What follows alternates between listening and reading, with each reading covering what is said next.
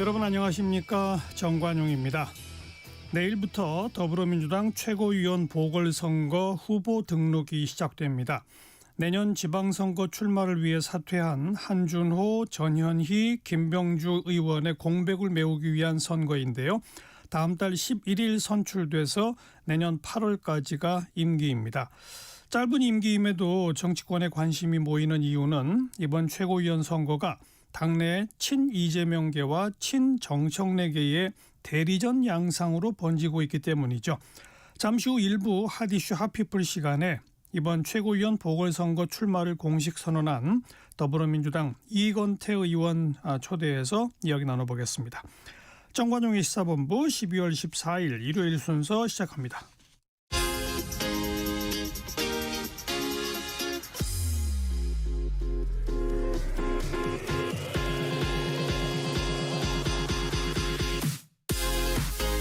대한민국 시사의 중심 토요일 일요일 낮 12시 10분 KBS 1라디오 정관용의 시사본부. 한 주간 주요 뉴스 생생한 음성 자료와 함께 정리해드리는 곽지연의 주간 뉴스 브리핑입니다. 곽지연 리포터 어서 오세요. 네, 안녕하세요. 더불어민주당이 본회의에서 처리하려고 했던 내란 전담 재판부 설치법을 두고 당 안팎에서 위헌 논란이 커지자 일단 보완에 나서기로 했죠. 그렇습니다. 민주당 정책의원총회에서는 입법 당위성에는 공감을 한다. 하지만 위헌 소지가 있는 만큼 수정에 나서자는 의견이 제기가 됐습니다. 그러니까 결국 법안 처리 일정을 늦추고 여러 의견을 더 들은 뒤에 다시 논의하기로 했습니다. 지난 8일 월요일 KBS 9시 뉴스 들어보겠습니다.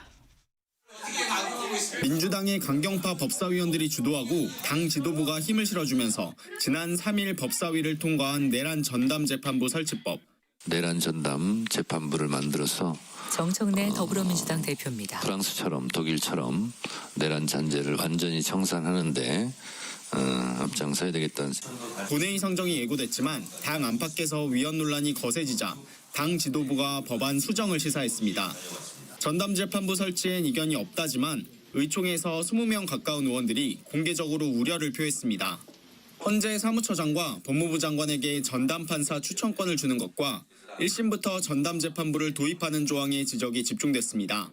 한 의원은 위헌 소송으로 재판이 장기화하면 혼란을 감당할 수 있겠느냐고 성토했습니다. 법안 추진 방식에 대한 불만도 분출했습니다. 당과 논의 없이 일방 처리한 법사위원들에게 경고해야 한다. 이런 식이면 중도 진영과 법조계까지 적으로 돌리게 된다는 발언도 나왔습니다. 추미애 법사위원장과 일부 법사위원들이 반박했지만 정청래 대표는 외부 로펌 자문과 사법부 공청회 결과를 보고 추가로 논의하겠다며 물러섰습니다. 각계각층의 의견들을 더 수렴해서 의총에서 다시 더불어민주당 그 내용을 다시 더 논의하는 거로. 민주당은 오는 21일쯤 본회의 상정을 목표로 법안 수정을 검토할 예정입니다. 조국혁신당 등 진보 4당도 위헌 소지를 해소할 정교한 대안을 마련하라고 민주당에 촉구했습니다. KBS 뉴스 원동입니다. 이 법안 처리를 두고 국회는 극한 대치를 이어가고 있죠. 그렇습니다. 내란 전담 재판부 설치법 등 쟁점 법안 처리를 놓고 강대강 대치가 계속됐습니다. 국민의힘은 내란 재판부 설치법 등을 포기하라며 무제한 토론에 들어갔고요. 민주당은 이 쟁점이 없는 법안까지 발목을 잡는 것은 민생 파괴라고 반발했습니다. 결국 국회의장은 마이크를 끄고 고성 속에 본회의 파행됐습니다. 국회 현장의 소리를 지난 9일 화요일 KBS 9시 뉴스로 들어보시죠. 정기국회 마지막 날 본회의 상정 법안부터 여야는 충돌했습니다. 일단 민생 비쟁점 법안부터 처리하자는 민주당에 처리하지 못한 민생 법안들이 한정혜 많습니다. 더불어민주당 정책위원장입니다. 민생 법안은 우선 처리되어야 합니다. 국민의힘은 내란 전담 재판부 설치법, 법 왜곡죄 신설법 등 이른바 8대 악법 추진부터 포기하라고 맞섰습니다. 국민의 입을 틀어막고 사법부를 장악하고 언론의 자유를 억압하는 전체주의 체제 구축법이라 할 수 있습니다. 원내대표 회동에도 확답을 듣지 못한 국민의힘은 결국 무제한 토론, 필리버스터 카드를 꺼내들었습니다. 가용한 모든 수단과 방법을 동원해서 저지투쟁을. 민주당은 민생 발목 잡기, 민생 쿠데타라고 비판했습니다. 개혁을 막겠다며 민생 법안 김병기 더불어민주당 수십 건을 원내대표입니다. 불모로 잡았습니다. 그렇게 열린 본회의는 파행으로 얼룩졌습니다. 국민의힘이 필리버스터에 돌입하자 법치주의를 무너뜨리고 나경원 국민의힘 의원입니다. 파괴하는 입법 내란 세력이라고. 국회의장은 법안과 관련 없는 내용이라며 제지하다 마이크를 껐습니다. 더 이상 발언권을 드릴 수 없습니다. 우원식 국회의장의 말입니다. 곳곳에서 항의와 고성이 이어졌습니다. 결국 필리버스터 시작 2시간이 안 돼 본회의는 중단됐고 국민의힘 의원들은 의장실을 찾아가 항의했습니다. 상식에도 어긋나고 전례에도 송원석 없는 국민의힘 매우 원내대표입니다. 황당한 본회의 진행을 본회의는 다시 열렸지만 고성과 대치가 이어졌습니다. 민주당은 임시의 본회의에서 가맹사업법 개정안을 처리하고 필리버스터와 상관없이 연말까지 쟁점 법안을 처리하겠다는 방침입니다. KBS 뉴스 김유대입니다. 정치권 인사들이 통일교로부터 부적절한 후원을 받았다는 의혹이 제기된 가운데 이재명 대통령은 여야 관계없이 엄정하게 수사하라 이렇게 지시했죠. 네, 지난 10일 오전 대통령실 관계자는 이재명 대통령이 특정 종교단체와 정치인의 불법적 연루 의혹을 심각하게 보고 있다면서 여야 관계없이 엄정하게 수사할 것을 지시했다 이렇게 전했습니다. 이 종교의 정치 개입 의혹 자체를 뿌리 뽑겠다는 강한 의중이 담겨 있다고 대통령실은 설명했습니다. 10일 수요일 KBS 9시 뉴스입니다. 야권뿐 아니라 여권 인사들도 통일교 후원을 받았다는 주장이 나오는 가운데 이재명 대통령이 엄정 수사를 지시했습니다. 특정 종교단체와 정치인의 불법적 연루 의혹에 대해 여야, 지위 고하와 관계없이 엄정하게 수사하라고 지시한 겁니다. 법 적용이 정치적 영향을 받아서는 안 된다는 원칙을 강조한 건데 수사가 진행되는 과정에서 강경 메시지를 냈다는 점이 이례적입니다. 2주 연속 국무회의에서 정교분리 문제를 지적한 이 대통령이 야권을 넘어 여권 정치인들로까지 의혹이 번지자 정면 돌파를 택한 것으로 풀이됩니다. 앞서 이 대통령은 헌법을 어기고 종교재단이 정치에 개입할 경우 해산해야 한다는 입장을 밝혔습니다. 개인도 범죄를 저지르고 반사회적 행위를 하면 제재가 있는데 헌법과 법률에 위반되는 지탄받을 행위를 하면 해산시켜야죠. 대통령실 고위 관계자는 이 대통령이 통일교뿐 아니라 집단으로 당원 가입을 하거나 특정 정치인을 매수하는 등 정치에 조직적으로 개입하는 종교 집단의 행위를 뿌리 뽑겠다는 의지가 강하다고 설명했습니다. 특검 수사에 대한 공정성 시비가 확대되는 것을 차단하려는 목적도 있습니다.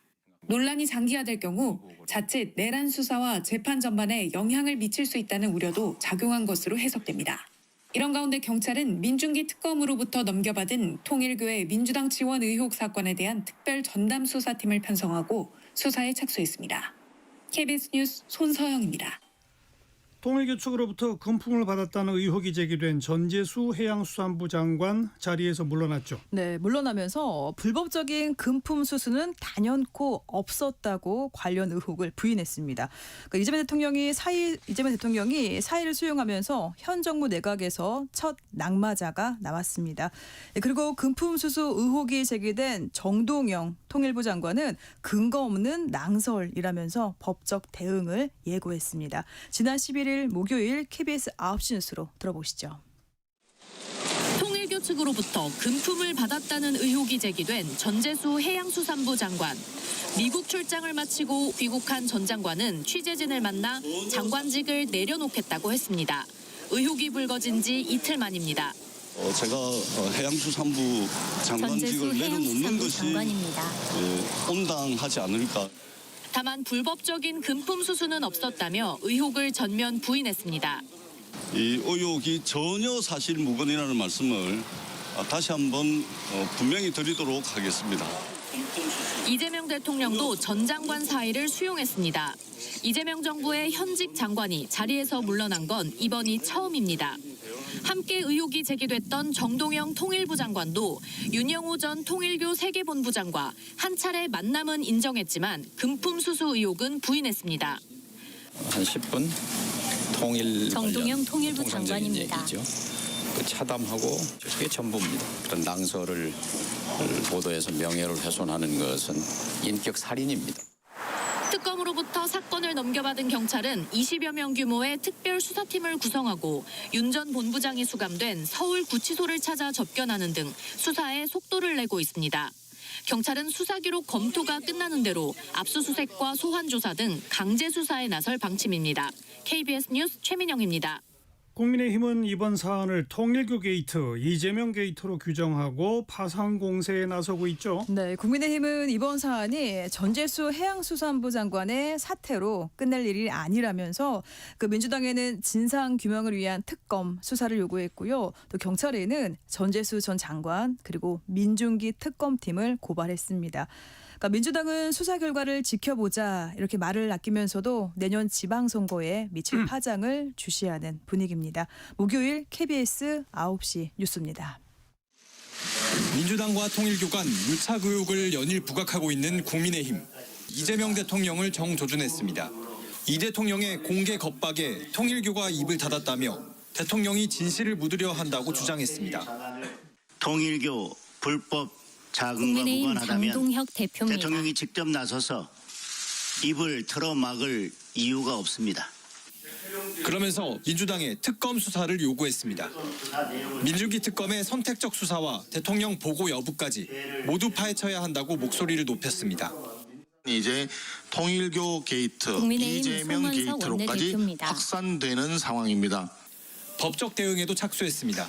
금품 수수 의혹이 제기된 전재수 전 장관 등 민주당 전현직 의원들은 물론 관련 진술을 확보하고도 수사를 하지 않은 민중기 특검팀도 경찰에 고발했습니다. 대통령과 경찰이 수사 의지가 있다면 이번 주 내로 압수수색 진행해야 합니다. 통일교 의혹이 전국의 핵심 변수로 떠오르면서 군소야당들도 진상규명을 촉구하고 나섰습니다. 조국혁신당은 철저한 수사는 물론 국정조사 필요성까지 언급했고 굉장히 심각한 문제고 일종의 국기문란이라고 생각을 하고 있고요. 개혁신당은 동일 사안으로 권성동 의원이 구속돼 있다며 민주당 의혹을 수사할 신규 특검을 촉구하며 후보 추천에 나서겠다고 했습니다. KBS 뉴스 김민혁입니다. KBS 단독 보도로 이어가죠. 통일교는 2022년 대선을 앞두고 정치권에 적극적으로 로비한 것으로 보이죠. 네, KBS가 단독으로 확인한 통일교 내부 문건을 보면 이 대선에 영향을 미치기 위해 로비를 펼치는데 통일교 덕분에 윤석열 후보가 당선됐다 이렇게 자평하는 내용이 담겨 있습니다. 그런데 이 모든 의혹의 당사자인 통일교 윤영호 전 세계본부장은 이 정치인들을 만난 적도 없다면서 말을 바꿨습니다. 자세한 내용은 이틀 전 금요일 KBS 9시 뉴스로 들어보겠습니다. 2022년 대선을 앞둔 시기 통일교 세계본부장이었던 윤영호 씨는 해외 정상과 국내 정치인을 교단 행사에 섭외하기 위해 여의도 호텔에 머물렀던 것으로 전해집니다. 행사 목적에 대해 윤 씨는 대선에 폭발력을 갖고자 하는 것이라고 말했습니다. 대선 후보들과 해외 정상 사이 다리를 놓으며 통일교가 정치적 영향력을 행사하겠다는 것. KBS가 확보한 당시 통일교 내부 문건에는 대선 후보자, 대통령, 북한 쪽도 접근하고 있다는 언급도 등장합니다. 실제로 통일교는 이 행사를 계기로 윤석열 당시 대선 후보와 마이크 펜스 전 미국 부통령 만남을 주선합니다. 이후 한학자 총재는 문재인 정부를 두고 많이 부족하다, 5년을 더 기다릴 수 없다며 특정 후보 지지를 이끄는 발언을 합니다.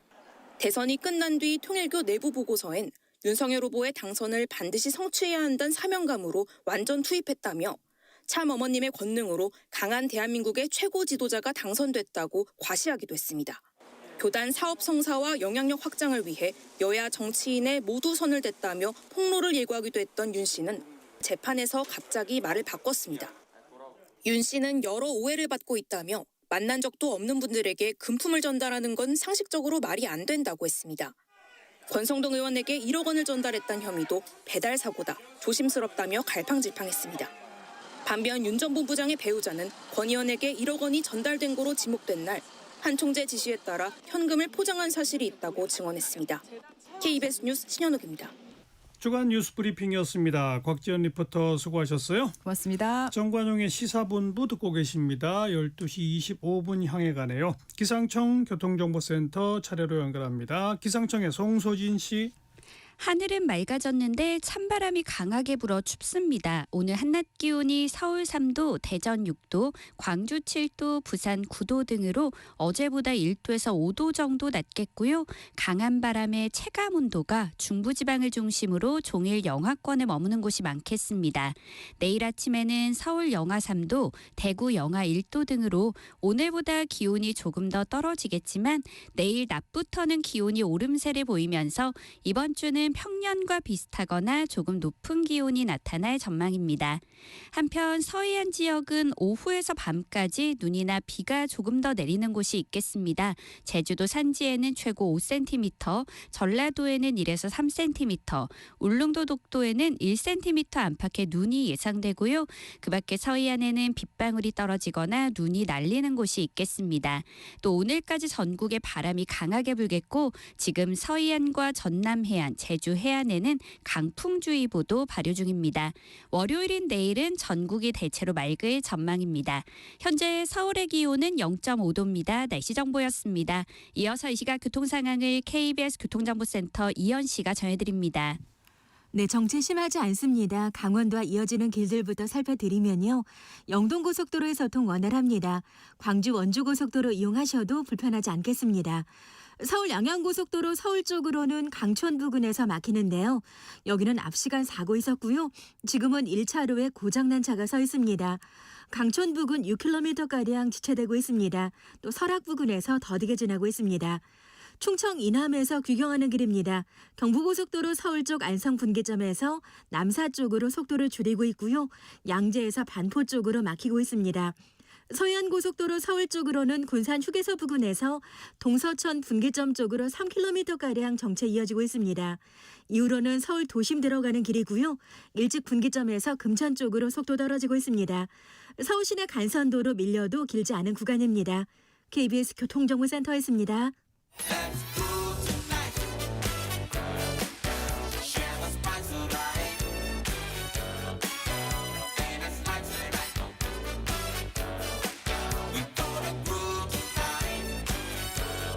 국민 MC 정관용, KBS 1라디오 정관용의 시사본부. 들어보면 달라요. 핫이슈 핫피플 시간입니다. 더불어민주당이 최고위원 보궐선거를 실시합니다. 이번 지방선거 출마를 위해서 최고위원 자리를 사퇴한 3명의 이 자리를 메꾸기 위한 보궐선거인데요. 자, 이 최고위원 보궐선거에 도전장을 내민 더불어민주당의 이건태 의원 오늘 초대해서 자세한 이야기 나누겠습니다. 이 의원 어서 오십시오. 네, 안녕하십니까. 네, 검사 출신이시고 예. 이재명 대통령하고는 언제부터 인연을 맺으셨어요? 그러니까 2022년 9월 10월 그경에 이제 윤석열 정치검찰에서 정적조기 탄압 수사를 이재명 대통령을 향해서 시작했습니다. 그때 제가 대장동의 변호인으로서 그 아주 중심적인 역할을 했습니다. 예, 그때 그러니까 처음 인연을 맺으신 예. 거예요. 그렇군요. 직접적인 인연을 처음 맺었고요. 그때 뭐 대통령께서 하여간 열심히 해달라고 해서 열심히 했습니다. 예. 그리고 부천병 선거에 출마하셔서 이제 국회의원이 되셨고, 예. 이번에 최고위원회 도전장을 내민 이유는 뭡니까? 근데 제가 이제 대장동의 변호사로서 출발을 했고, 국회의원이 돼서 법사위 위원으로 그리고 법률 대변인으로 이렇게 활동을 했는데요. 저는 일관되게 그 당시 이재명 대표에 대한 정치검찰의 탄압 수사를 방어하는데 진력을 다해서 일을 해왔습니다. 예, 그리고 또 검찰개혁 TF, 사법개혁 특위 간사 등 검찰개혁과 사법개혁에 중심적인 역할을 해왔습니다. 네. 그리고 또 최근에는 조작기소 대응 특위 부위원장으로서 윤석열 정권 당시 정치검찰이 정적조기 수사한 것을 진상 규명해서 사건을 바로잡고 또 이재명 대통령과 그 주변 피해자들의 명예를 회복하기 위해서 열심히 일하고 있습니다. 예. 그리고 그런 제가 걸어온 길, 그 저와 대통령과의 관계 등을 고려할 때 이재명 정부의 성공을 바라는 우리 당원들이 이재명 정부를 당에서 더 밀착 소통하고 밀착 지원해 주기를 원하고 있다고 판단하고요.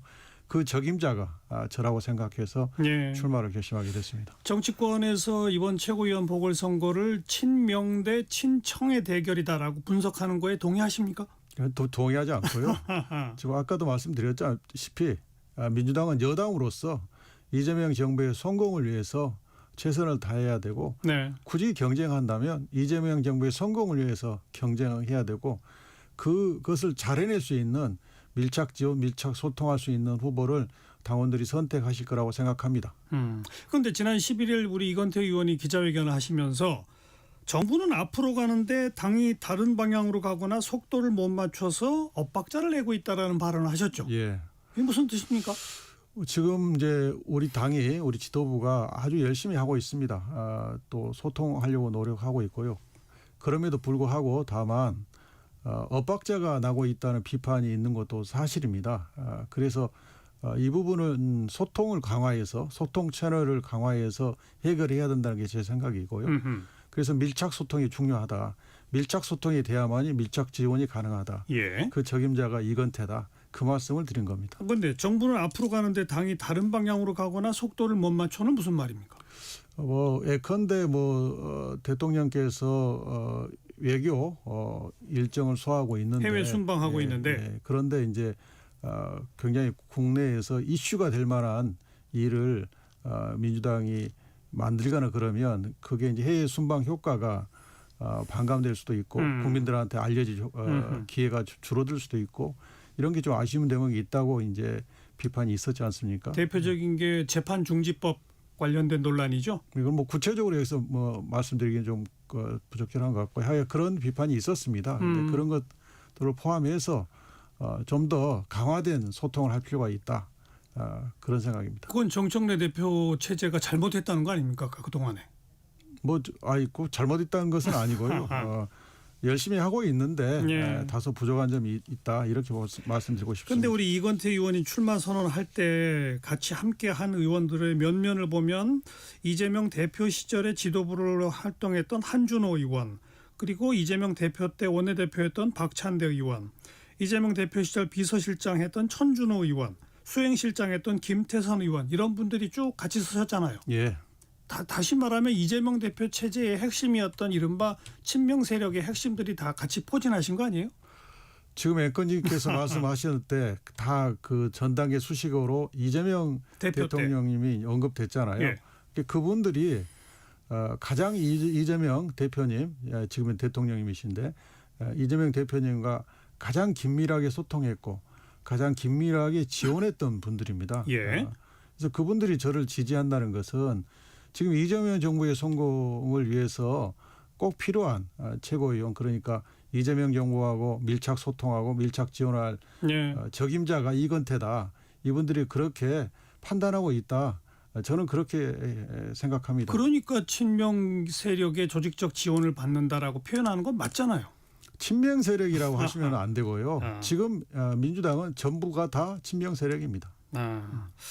그렇게 대답하실 줄 알았어요. 근데 이미 최고위원회 도전 선언을 하신 분이 유동철 더민주정북회의 상임 공동대표 한 분 맞죠? 예. 근데 이분이 바로 지난번에 부산 시당위원장에 도전하려고 하는데 컷오프를 당해가지고 이른바 친청 정청래 대표의 어떤 일종의 견제다 이런 소리가 좀 있던 그런 분이지 않습니까? 예. 그러니까 바로 이제 이분은 이 정청래 대표 체제에 뭔가 좀 이 도전하기 위해서 최고위원 이번에 출마하신 거라고 해석하는 게 맞는 거 아닌가요? 그러니까 이제 각자 후보가 출마한 이유와 출마의 이제 명분과 정당성을 가지고 있을 거고요. 이제 다른 후보님에 대해서 제가 여기서 언급하는 것은 부적절하고 네. 저는 아까도 줄곧 얘기합니다마는 이재명 정부의 성공을 위해서 밀착 지원하고 밀착 소통할 적임자다. 지금 그게 필요하다. 이런 말씀을 다시 드립니다. 그리고 아마 내일쯤 선언할 걸로 예상되는 분이 이재명 대표 1기 때 수석 사무부총장 했던 강덕구 의원 출마한답니까? 예, 그렇게 들었습니다. 예. 그러니까 이렇게 우리 유동철, 이건태, 강덕구 이 세 명이 친명계 주자로 분류되고 있습니다. 예. 그러니까 그렇게 언론에서 이제 그러니까요. 분류하는 것은 뭐 언론이 이제 하시는 일인데 거기에서 제가 뭐라고 말씀드리겠습니다만은 분명히 말씀드리지만 뭐 친명이니 친청이니 알겠습니다. 이렇게, 알겠습니다. 예. 반면에 이제 현재 조직 사무부총장 맡고 있는 문정복 의원, 뭐 이성윤 의원, 뭐 김한나 당협위원장 이런 분들도 출마할 걸로 보이는데 맞나요? 그 부분은 이성윤 의원은 제가 여쭤봤더니 출마하신다고 그러고요. 다른 두 분은 제가 직접 확인은 못했습니다. 네, 네. 뭐 지금까지 이건태 의원이 쭉 답변하시는 걸 보니까 제가 아무리 정청래 대표 체제가 잘못한 거 한 3가지 얘기해 보세요. 아무리 물어봐도 답을 안 하시겠군요. 저는 우리 당이 힘을 합쳐서 이재명 정부 성공을 위해서 힘을 합쳐서 나가기를 원합니다. 제가 그 역할을 하려고 합니다. 네. 하여튼 이 답만 하실 것 같았어요. 그럼 그냥 정치권의 현안들에 대해서 묻겠습니다. 지금 이제 민주당 둘러싼 제일 뜨거운 현안은 내란 전담 재판부하고 법 왜곡죄 2가지 어떻게 할 건가 문제인데 지금 아직 결론이 안 났죠. 1차 의총을 했는데요.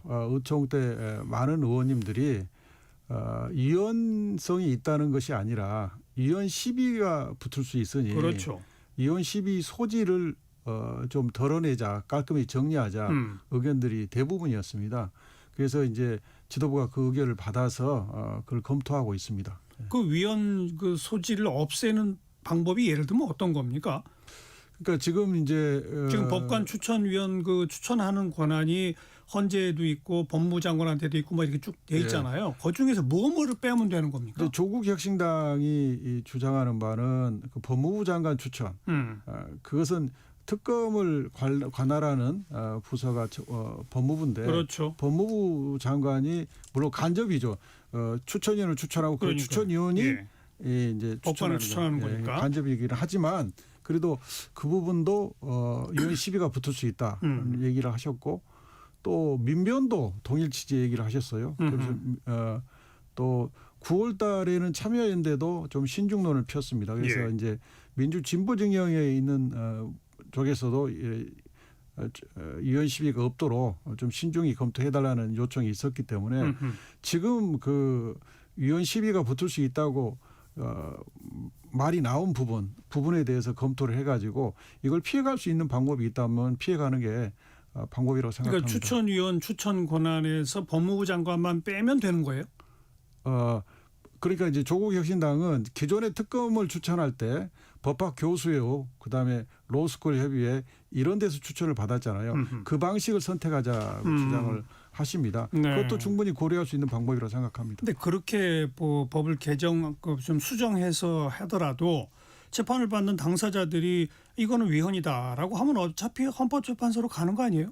꼭 그렇지는 않습니다. 이제 윤석열 측이 위헌 심판 신청을 할 것은 명백해 보이는데 그걸 받은 재판부가 위헌이라고 판단해야만이 헌재로 제청이 되는 거거든요. 그런데 저희가 위헌 시비를 최대한 줄이는 방안을 만들어서 법을 만들면 또 그 재판부는 이 추천위에서 추천한 재판장일 거기 때문에 저는 합리적이고 객관적인 재판장이라면 무리해서 위헌 제청을 안 할 거라고 생각합니다. 그래서 헌법재판소로 가고 재판이 중단되는 일은 없을 것이다라고 본다? 예, 그래서 그 시비를 최대한 줄여야 된다고 생각하는 겁니다. 근데 만에 하나라도 그게 받아들여지면 오히려 재판이 더 늦어지는 거 아닙니까?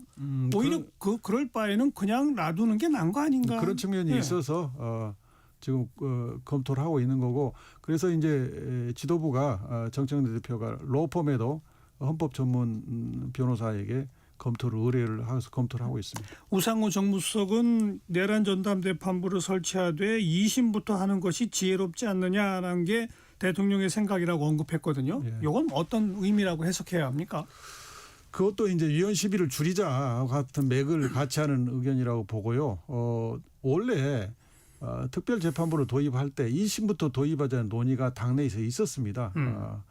그런데 이번에는 이제 1심부터 하는데 특별재판부로 넘길지 말지를 현재 재판하고 있는 재판부가 알아서 판단하도록 자율적으로 판단하도록 그렇게 법을 설계해서 큰 위헌성은 없다고 저는 보는데 그러나 2심 재판부부터 하자는 저 우상호 수석의 저 말씀도 충분히 선택할 수 있는 좋은 방안 중에 하나라고 생각합니다. 네. 근데 뭐 전국 법원장 회의뿐만 아니라 법관 대표 회의에서도 좀 우려가 나왔었죠. 예. 그러니까 이런 것들 다 받아서 현재 아무튼 수정 작업을 하고 있다 이 말씀이신 거고. 그렇습니다. 그다음 법 왜곡죄는 우리 이 의원님도 발의하셨지 않습니까? 요거는 위헌성이 더 크다라는 지적이 있는데 어떻게 보세요? 그것 좀 설명을 드리면요. 제가 2024년에 검찰개혁 TF를 할 때 저 법 왜곡죄를 우리 당에서는 처음으로 냈는데요. 그래서 이제 2025년도에 다른 의원님들이 좀 추가로 내서 합쳐져 가지고 이번에 법사위를 통과했습니다. 근데 법 왜곡죄는 위헌 시비는 있을 수 있지만 저건 위헌성은 전혀 없는 법입니다. 저는 자신하고요. 왜냐하면 헌법재판 제도가 가장 발달한 나라가 독일입니다. 독일에서 저 법 왜곡죄를 이미 시행하고 있고 매년 한두 건 정도 판사나 검사들이 저걸로 기소가 됩니다. 저 법 왜곡죄의 장점은 뭐냐면 판사나 검사들이 법의 최고의 전문가들이잖아요. 그래서 이 사람들이 증거나 사실관계나 법령 적용을 왜곡해가지고 누군가를 유리하게 하거나 불리하게 하는 것을 막자는 겁니다. 이게 예방 효과가 굉장히 큰 겁니다. 그런데 지금 이제 저 위헌성을 시비 삼는 분들이 주장하는 것은 법 내용이 좀 추상적이다는 거예요. 근데 독일은 저희보다 훨씬 추상적입니다. 누군가를 유리하게 당사자를 유리하게 하거나 불리하게 하기 위하여 법을 왜곡한 자. 이게 구성 요건입니다. 근데 저희 지금 안은 법령 적용, 증거 판단, 그리고 사실 규정 이걸 매우 구체적으로 구성 요건을 명시해 가지고 그런 것을 법 왜곡으로 처벌한다고 돼 있거든요. 그렇기 때문에 독일과 저희 걸 비교하면 저희 건 매우 구체적입니다. 그래서 추상적인 것을 이유로 위헌이라고 주장하는 것은 저는 받아들이기 좀 어려울 것 같고요. 그리고 제 법안에 대해서 국회 전문위원 검토 보고서도 필요한 법이다 이렇게 돼 있습니다. 검토 보고서 자체가. 그래서 다만 이제 그게 뭐 기소 편의주의하고 좀 충돌하는 문제가 있지 않느냐, 직권남용이나 직무유기로 해결하는 수 있는 부분도 있지 않느냐, 이런 정도지 법의 필요성에 대해서는 국회 전문위원도 인정을 하고 있습니다.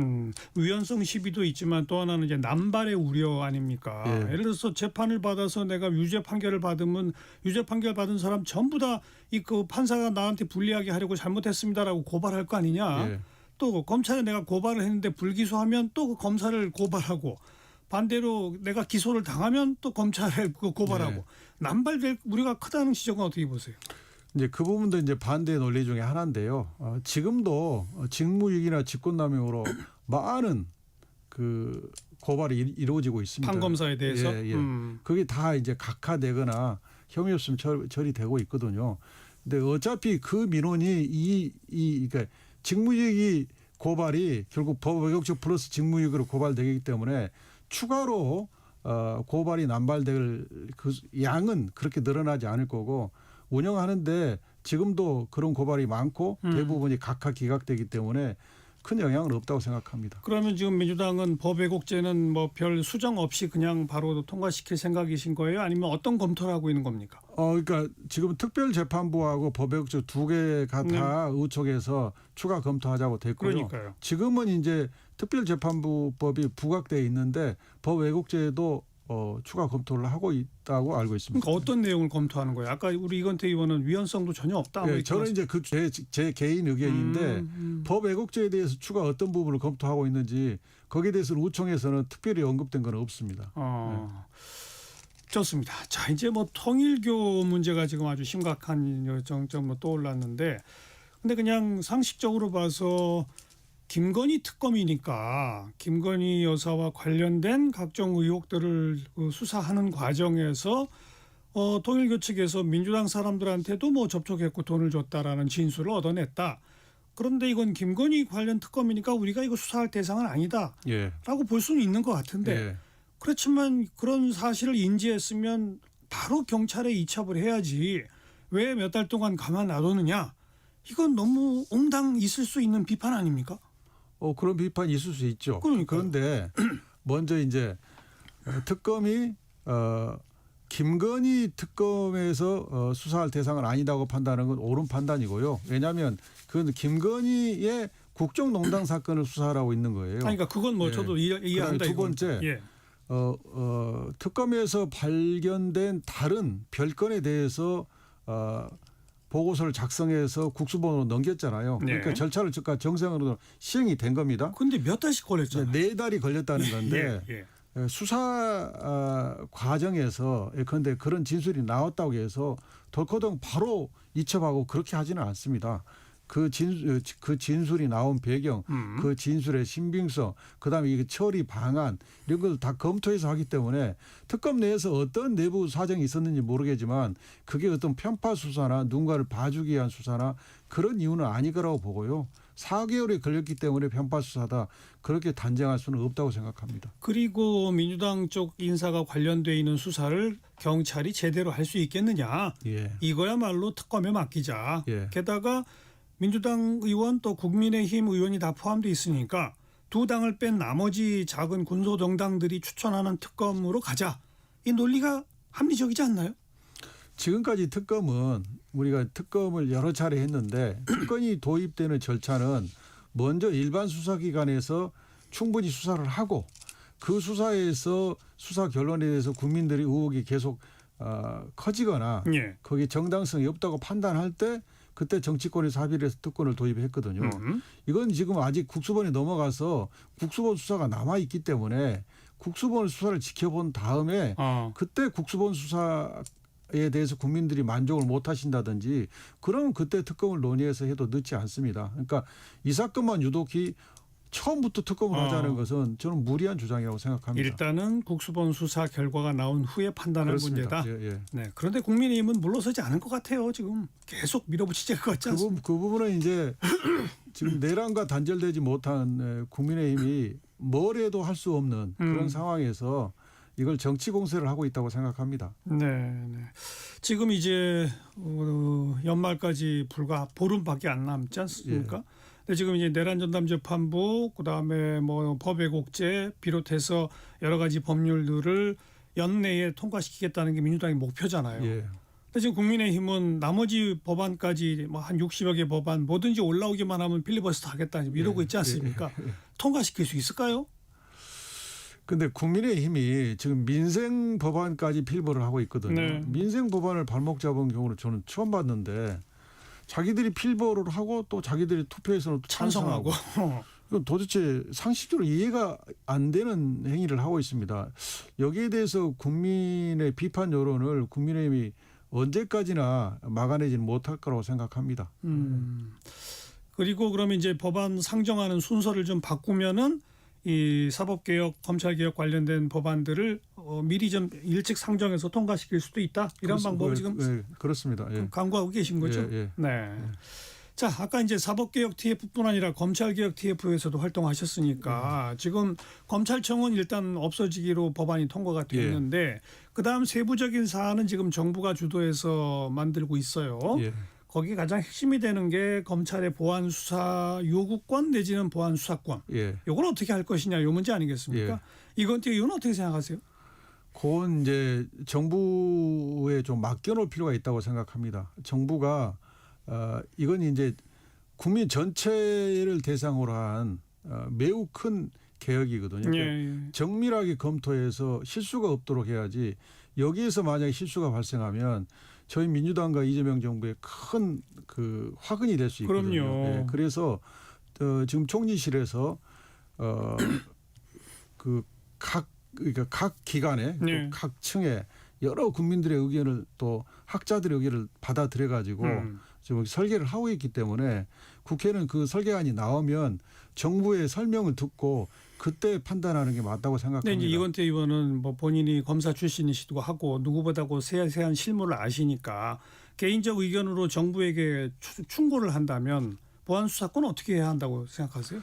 그러니까 이제 보안 수사를 주게 되면 검찰이 그걸 악용해 가지고 이제 또 다른 이게 정치 개입하는 수사를 할 수도 있어서 이걸 걱정하는 거 아닙니까? 그러니까 보안 수사를 금지하거나 또는 그 보안 수사를 금지했을 때는 또 필요한 부분이 있잖아요. 그래서 그러면 경찰을 시켜서 즉시 그걸 보완할 수 있는 체제를 만들어야 되고 예. 전면에 금지를 했을 때는 예. 만약에 보안 수사를 응급하게 시급히 해결해야 할 게 근데 구속 기소를 해야 되는데 보안 수사가 필요하다 또는 시효가 다가온다 이런 필요한 부분에 한정해서 하더라도 그런 악용 가능성을 차단할 수 있는 제도를 마련한다고 생각합니다. 네. 지난번 이제 검경 수사권 조정 이후에 통계상으로 나타난 걸 보면 고발한 사건이 처리되는 기간이 상당히 늘어난 거는 객관적으로 드러난 사실 아닙니까? 예. 이번에 검찰청 없어지고 중수청 새로 만들고 뭐 이런 식의 체제 개편 이후에 그런 식의 뭐 사건 처리가 더 늦어진다거나 제대로 불만이 더 쌓인다거나 하는 일들이 당장 벌어질 것 같지 않으세요?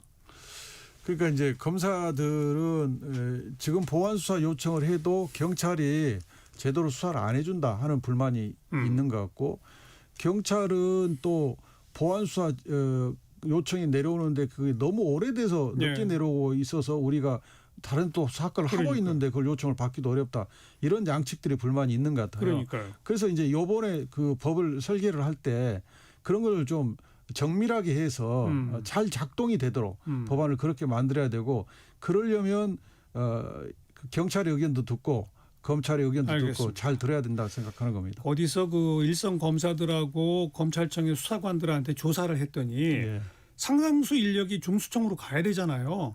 근데 가겠다는 검사가 뭐 0.몇 %라고 그러고 수사관들도 뭐 한 20%인가밖에 안 가겠다고 하거든요. 이건 어떻게 해야 합니까? 그게 제가 듣기로는 지금 이제 중수청의 형사소송법작 그 중수청 수사관의 신분은 사경입니다. 사법경찰. 그러니까 검사들이 검사에서 직급 동일 직급을 유지하더라도 사경으로 올라가는 것에 경찰로 바뀌는 거죠. 것에 대해서 약간 정서적인 거부감이 있지 않나 하는 생각이 드는데 그것은 이제 아무리 정서적 거부감이라도 하더라도 진짜 아무도 안 가겠다 그러면 강제로 보내요? 그 강제로 보내는 게 그 어렵다고 그러더라고요 법적으로. 그러니까요. 그 부분 포함해서 어떻게 해야 합니까 이거? 그 부분 포함해서 총리실에서 대책을 마련을 해야죠. 난제입니다. 난제예요. 아무튼 이거 정말 기다려봐야 될 대목이에요. 알겠습니다. 이번 최고위원 도전 좋은 성과 있길 기대하면서 지켜보도록 할게요. 고맙습니다. 감사합니다. 더불어민주당 이건태 의원이었습니다. 호세 펠리치아노의 펠리스 나비다드 들으시고요. 1시에 다시 옵니다.